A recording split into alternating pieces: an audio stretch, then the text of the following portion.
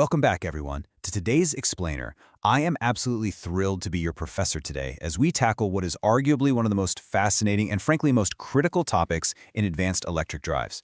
Today, we're diving deep into Chapter 2.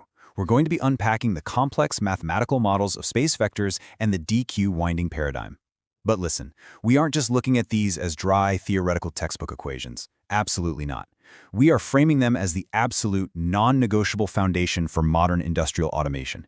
If you've ever wondered how a massive robotic arm in an automotive plant achieves literal millimeter precision, well, it all starts right here with these exact models. Here's our roadmap for this session. We'll start with vector voltage equations, move into the need for DQ analysis, break down example 2.1 on torque production, explore industrial control foundations, and then wrap up with a summary and some crucial exam tips. All right, let's jump right into part 1, vector voltage equations and how they represent the physical reality of the machine. So, before we can even think about programming a controller for a machine, we have to model its physical reality accurately, right? That's where the space vector comes in. It's a mathematical representation that perfectly describes instantaneous phase quantities, things like your magnetomotive force, your current, your voltage, right there in the machine's air gap. Now, you might be asking, why not just use phasors? Well, standard phases are really only good for steady-state sinusoidal conditions. Space vectors, on the other hand, remain perfectly valid even during dynamic, completely unpredictable transient conditions. And let me tell you, that is exactly what a motor experiences on a chaotic factory floor when a mechanical load suddenly drops or spikes out of nowhere. Now think about the physical interpretation of these vectors. Picture a scenario where the rotor is open-circuited. Under these specific conditions, the stator current, the magnetic field, and the flux linkage space vectors all align perfectly. They are completely collinear, pointing along the exact same axis. In a real-world factory setting, this is a massive diagnostic tool. If a sensor array detects that these vectors are falling out of alignment during this open circuit state, it immediately points to something like a stator winding short. That's a super common fault that causes massive efficiency losses and dangerous heat buildup. So understanding this baseline alignment is literally your very first step in troubleshooting these massive industrial drives. Let's compare our approaches. Modeling in A, B, and C phase quantities individually, that requires 3 separate, highly complex differential equations. It's a computational nightmare. But by utilizing the space vector operator, we can combine those 3 individual phase equations into a single, unified dynamic space vector equation. We are dramatically simplifying our mathematical model of the physical windings. In the real world, this means your factory's real-time processors can actually simulate and control the motor instantaneously without lagging. Moving right along to section 2, the need for DQ analysis and exactly why ABC quantities fall short. So, if we have incredibly fast computers nowadays, why isn't that simplified space vector analysis enough? Well, this quote right here is the absolute aha moment of Chapter 2.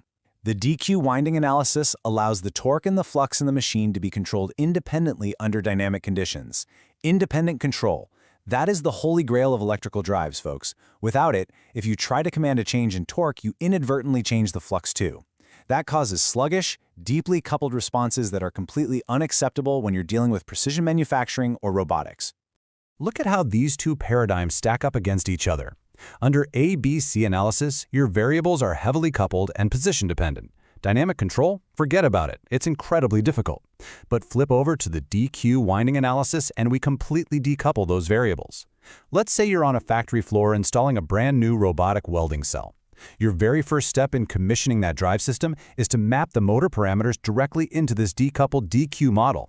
That specific setup step is what allows the programmable logic controllers to command sudden, aggressive step changes in movement without stalling out the machine.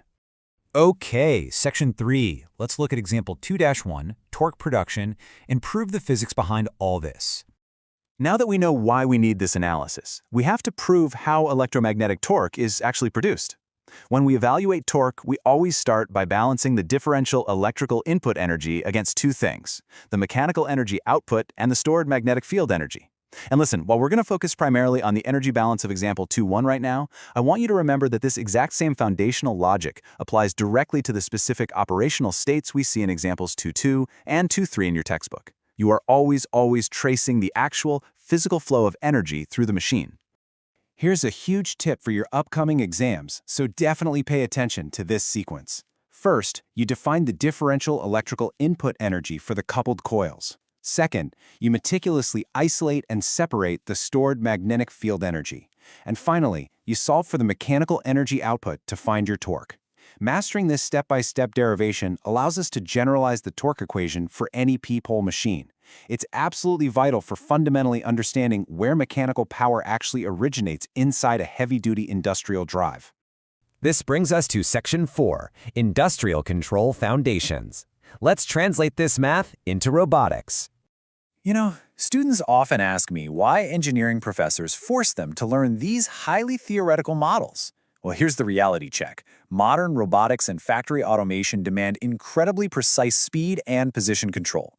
Historically, the industry used really expensive, high-maintenance DC motors to achieve this. But today, we use induction motors. They offer rugged, low-cost alternatives that are perfect for harsh environments. But here's the catch. They only work if we can control them properly using DQ analysis. Imagine a scenario where a massive, heavy-duty conveyor belt suddenly jams up. It is this exact mathematical framework that allows the system's PI controllers to instantly step up the torque, power through, and clear the jam without triggering a total system fault. It's theory saving the day in practice. And that brings us to Section 5. Let's do a quick summary and go over some exam tips to wrap up Chapter 2. Let's bring this all together, folks. Number 1, sinusoidally distributed windings establish our physical baseline. Number 2, space vectors perfectly model dynamic, transient air gap conditions, which, remember, is exactly where standard phasors fail completely. Number 3, that phase ABC analysis we looked at, it's merely a stepping stone. It just built our indispensable framework. And finally, number 4, DQ analysis is absolutely mandatory for achieving the independent torque and flux control required in modern industrial applications. Lock these concepts in. I'm going to leave you with this provocative thought to ponder before our next lesson. If DQ analysis really is the ultimate tool for controlling industrial drives, how do we determine the optimal speed of this hypothetical DQ reference frame? Do we lock it to the stator? Do we lock it to the rotor? Or maybe the synchronous speed? Think about how each of those choices would impact our control algorithms on the factory floor.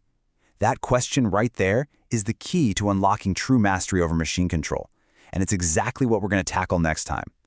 Thank you so much for joining me in today's Explainer, and I will see you in the next one.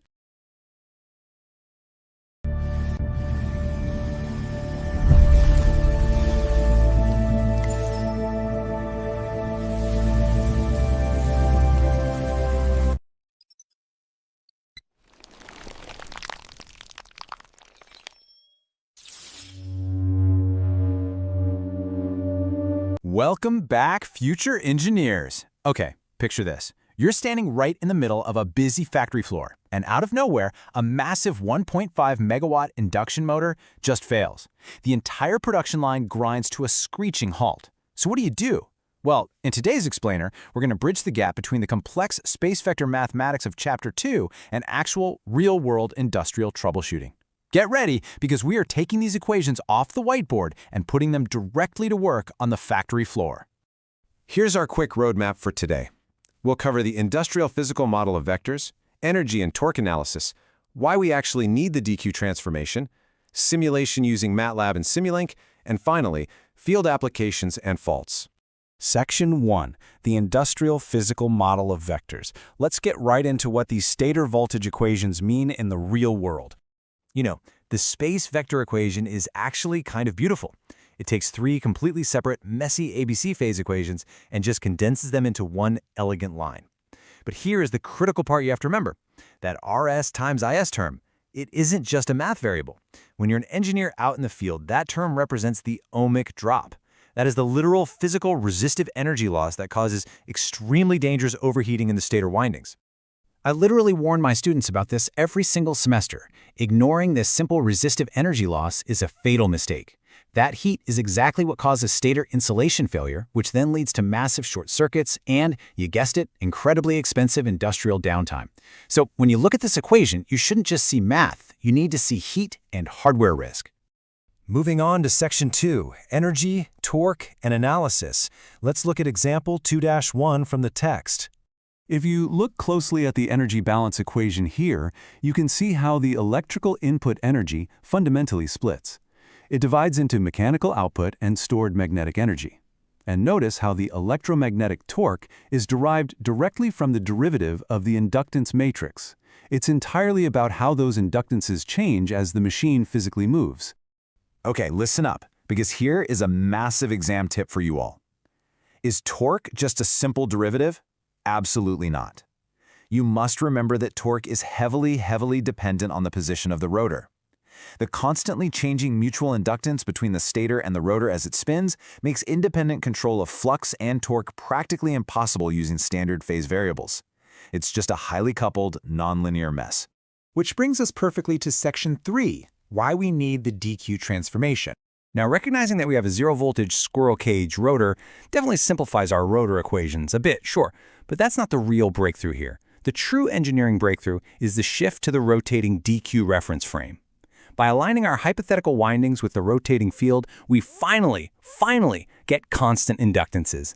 Look at this breakdown. The DQ analysis is not just some clever mathematical trick that professors use to torture you on midterms. I promise, it is a physical revolution.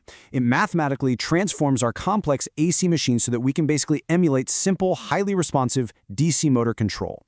And this decoupling, it's everything. The ability to command flux and torque completely separately is the absolute foundation of modern vector control. This is exactly what allows advanced drives to operate precision robotics, massive wind turbines, and automated factory lines with such incredible accuracy. All right, section 4, simulation using MATLAB and Simulink. Now we take the theory into the virtual lab with examples 2-2 and 2-3. When you are setting up these systems, these are the procedural steps you absolutely have to follow. Pay close attention to step 1, establishing the correct initial conditions from phase variable analysis. This is a crucial step you literally cannot skip, whether you are taking my exam or commissioning a real drive out in the field. If your initial conditions are wrong, well, your entire dynamic simulation is just garbage. Let's actually compare how we build this. On one side, we have the script-based MATLAB approach, which relies heavily on the continuous numerical inversion of matrices. On the other side, we have the visual signal flow architecture of Simulink. In Simulink, integrators are perfectly suited to handle those slowly changing flux linkages, all while allowing the currents to change almost instantaneously. Honestly, it's just a much more robust way to model the physics. Wow, just look at these startup transients. This perfectly captures the industrial reality of a powered-down startup. Notice that massive current demarrage, the inrush current, and that incredibly violent torque spike. In a real factory setting, if you don't control this with an advanced drive, that transient will severely impact your electrical grid and can literally snap mechanical shafts right in half. Finally, section 5, field applications and faults. Time to tie it all together. We can connect all our mathematical models directly to the very real factory failures you'll face as pros. Stator short circuits? That's the ohmic drop we discussed earlier. Broken rotor bars? That comes straight from those uncontrolled torque transients we just simulated. These space vector equations aren't just theory. They literally predict the exact physical stresses that tear machines apart. So, to sum it all up, Chapter 2 establishes the phase equations as the harsh, physical truth of the machine. But it also hands us the DQ transformation, which acts as our most essential engineering tool to actually tame that complexity and apply dynamic, safe control strategies. Before we wrap up this explainer, I want to leave you with a provocative thought. If we can use the DQ transformation to completely tame the chaos of a massive industrial induction motor, how might you apply these exact same principles to advanced doubly fed machines in wind turbines? Think about that as you continue your studies. Thanks for joining me and keep exploring.